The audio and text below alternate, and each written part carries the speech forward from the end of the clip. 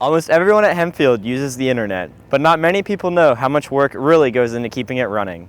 After adding almost 7,000 new connections because of the one-to-one program, Mike Graham and his team had to significantly update their network to handle the influx of devices. For the 5 years probably leading up to one-to-one, we were upgrading connectivity in a lot of different locations. The newer elementary schools that were constructed within the last 5 years, 6 years, were all built with one-to-one in mind. So when the wiring was done in there, the switches were installed, it was really built and designed with the idea that there would be a lot of devices in every single classroom.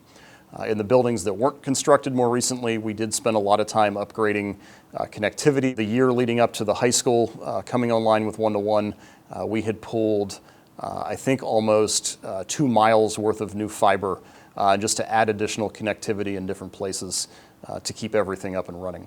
Teachers like Mrs. Wick use the internet in her classroom to thoroughly enhance her teaching. I, of course, use Schoology, and I use Sapphire as to the programs that are central to instruction in our school. But I use the internet a lot of times to flesh out my lessons, to add extra background and extra moments of interest. For example, right now we're studying the Lake District poets. So because we're doing that, I was able to show students some pictures of Dove Cottage where Wordsworth lived so that they could better understand the environment that he was living in when he was writing his poetry. In the time Mrs. Wick has been at Hempfield, technology has certainly come a long way. When I first got here, you had to have somebody call in from the office, from the overhead system, as opposed to having a phone in your classroom. None of us had computers on our desks.